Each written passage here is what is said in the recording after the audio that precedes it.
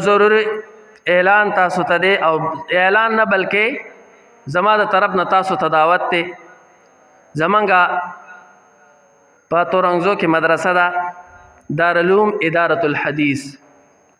چې په هغې کې د شیخ الحدیث استاد العلماء شیخ المحدثین محمد ادریس دامت برکاتهم العالیه د هغوی رور الته د احادیث درس ورکي وړه دوره شیخ یوسف احمد صاحب دامت برکاتهم العالیه د هغوی سره وړه دوره او د هغې درس ورکي الته نو د هغې اختتام وشو د مشکات مبارک نو په دغه باندې یو مجلس منعقد شوی دی چې هغې ته به لوی لوی علما خصوصا استاد حدیث شیخ الحدیث حضرت مولانا محمد ادریس صاحب دامت برکاتهم العالیه هغوی او نور ګڼ شمیر علما نعتخوانان تشریف راوړي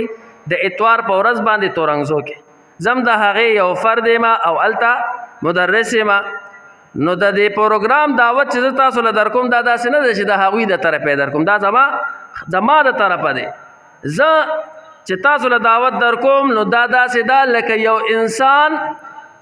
چې په خپل کور کې پروګرام او چاته دعوت ورکړي. نو زه د هغې یو فرد یم، هلته درس کوم او طالبانو ته سبق ښایم.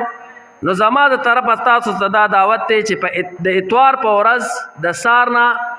تقریبا د 8 بجو نه به دغه پروګرام شروع کیږي او بیا ماسپښین هر څه ټیمه پورې چې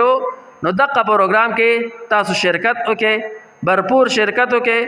کو څه کارونه مې اغم ختم کې او ځان فارغ کې دغه ورځې ته د اتوار په ورځ باندې تورنګزو کې زمونږه دغه دارالعلوم اداره الحدیث مدرسه ده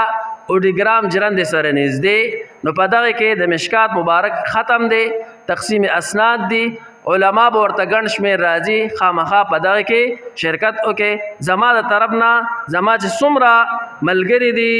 یا زمونږه مقتدیان دي یا تعلقدار دي هغه ټولو ته دا دعوت چې خامخا په دغه کې موږ سره شرکت وکړي.